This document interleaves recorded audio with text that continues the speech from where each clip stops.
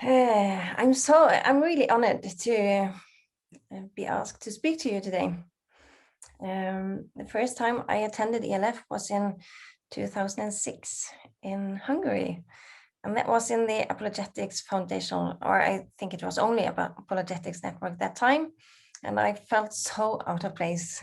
I was not a theologian, not a teacher, not a philosopher. I had barely read a book. I barely heard about apologetics. But I didn't understand everything, to be honest. But it's at the same time, I felt this need to dive into this and to see how can I use this. I'm never going to be a philosopher. I'm never going to do the important work of high apologetics, as Tim Keller calls it. The arguments from a very academic view. But I am a mother. I meet so many youth.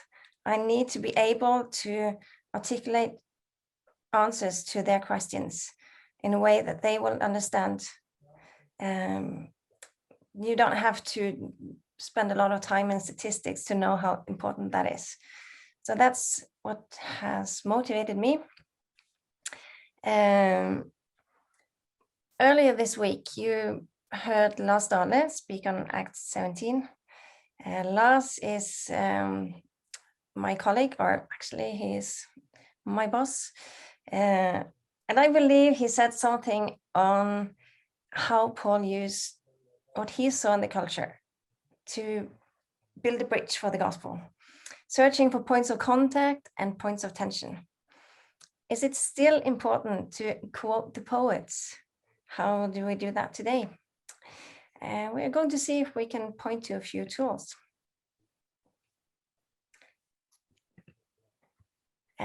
So, are you trying to be relevant? This is a question I've gotten surprisingly many times. Another one is, so you're saying that you have to watch the latest movies to tell people about Jesus?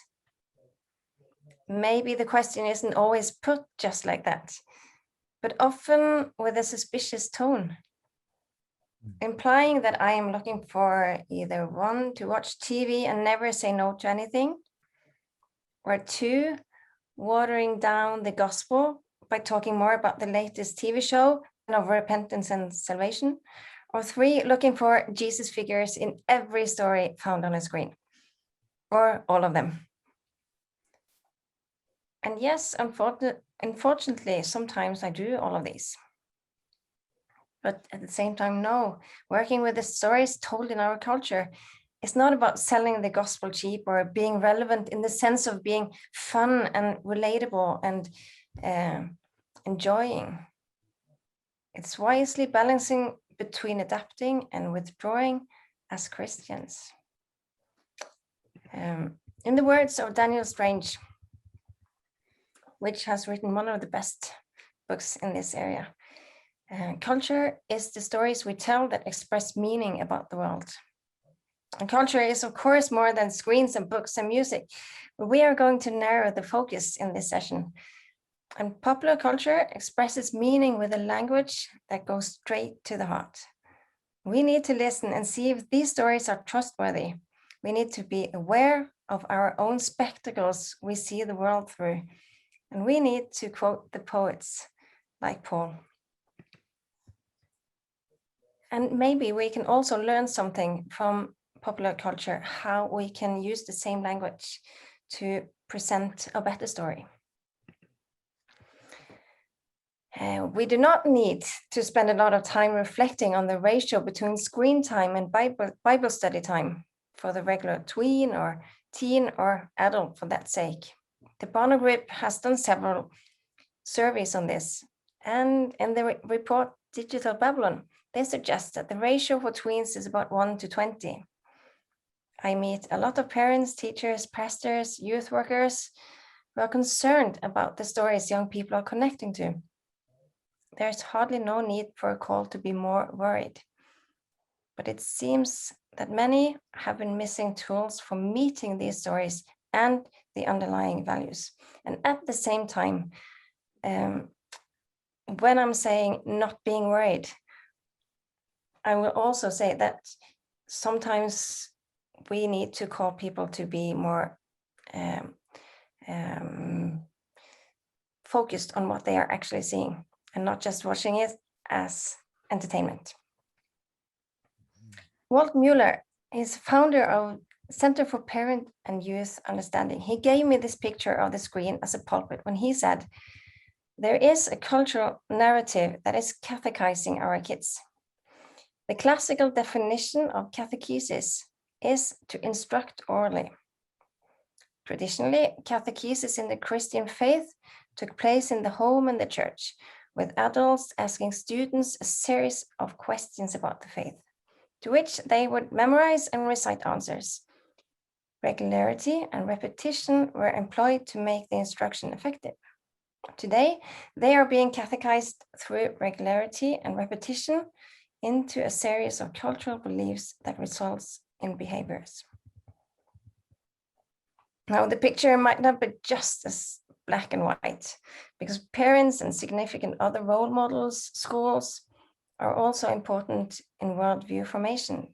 But if the screens are catechizing people, and to be honest, not just young people, we need to look at what they are catechizing them to believe. We need to go under the surface, because no story exists neutrally. It is connected to a worldview. Daniel White Hodge puts it like this in the Barna Group reports. It means doing the difficult work of finding God within the sacred, the profane, and the secular, and in turn developing a missional model of engagement, having the gospel at center for young people immersed in media. Because so many people are searching for answers to deep questions in the stories of popular culture rather than in God's story. They do so out of many different reasons. One of them being the power of the moving image, as stated maybe in fear by a church leader 110 years back. But we need stories in order to make sense of our world and our lives. Folk tradition and official religion used to be the key provider of such stories. But in our media-saturated world, many stories are provided by popular culture. We did a survey at Danmarks Norway, talking to young students, where this young girl said, I prefer watching movies and television series that I can relate to, especially when life is tough. She went to the fictional stories, searching for meaning. And stories are a great way to explore existential questions. You have nothing to lose. You can follow a train of thought as far as it may carry you.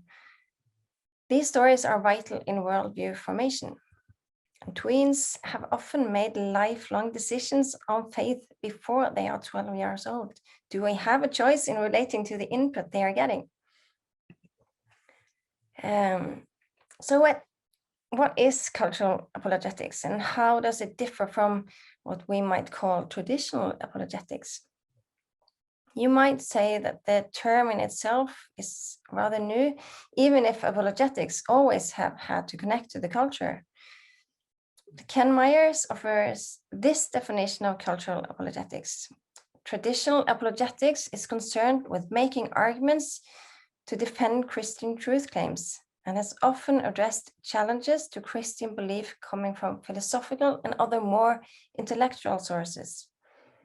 The term cultural apologetics has been used to refer to systematic efforts to advance the plausibility of Christian claims in light of the messages communicated through dominant cultural institutions, including films, popular music, literature, arts, and the mass media.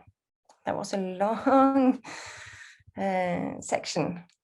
But Tim Keller uses the terms high apologetics and popular apologetics as a kind of a boxes to put them in. Justin Ariel Bailey talks about uppercase apologetics. He means approaches that focus on evidences for faith, and lowercase apologetics, approaches concerned with the questions being asked in our context so that Christianity becomes intelligible and plausible. But neither of them replaces or minimizes traditional apologetics. They go together because both of these perspectives are important. Both operates on a scale from pre-evangelism to evangelism to disciple making. And some have criticized cultural apologetics for not answering the truth claims of Christianity. To that we can say yes, maybe sometimes. But it still might be just as functional in answering the feelings behind the questions for truth. Often a story must be met by a better story, not just with arguments alone. And cultural apologetics can draw from the way stories are told to be more effective. And I find them that as a tool to build a bridge for the gospel, cultural apologetics gives so many possibilities, at least where nobody even questions Christian truth claims at all. And also as a parent, helping my children to question the answers the stories are providing, it has given us so many openings to point out why Christianity is reasonable.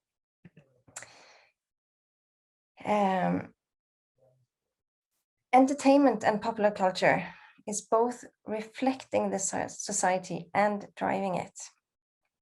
We know that popular culture has been behind a lot of the changes we have seen in society in the latest years. It's kind of hard to point to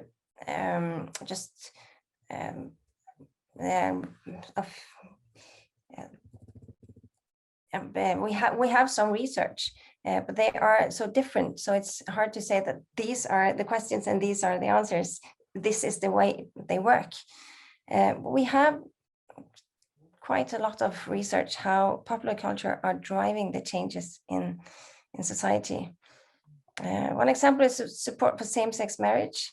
After cratering for a year, how it began to climb toward its now historic height in 2009. I don't know if you remember what TV show appeared in 2009, Modern Family. 2009 was the year that audiences met Cam and Mitch, a gay couple living together with an adopted daughter. A poll from Hollywood Reporter from 2012 found that 27% of likely voters said that depictions of gay characters on TV, like in Modern Family and the hit show Glee, made them more pro-gay marriage. That's just one example. And the assumptions Tim Keller is talking about in this quote affects our whole thinking. And it affects how we are reading the Bible ourselves. And that is just as important to realize for us when communicating the gospel as it is for us to know about those we are trying to reach. It applies both for us and for them. And we often need to go the extra round of pre-evangelism before we even get to the truth claims. So just a quick look at one tool to identify the values that are being presented in the stories we meet. But first, we have to quit thinking that a story is just entertainment. It's never just entertainment. And two, we have to practice how we meet these stories, both with our minds and with our hearts. And remember, we need to meet them with respect for the odds and with respect for a holy God at the same time. Don't read into the stories more than what there actually is in it.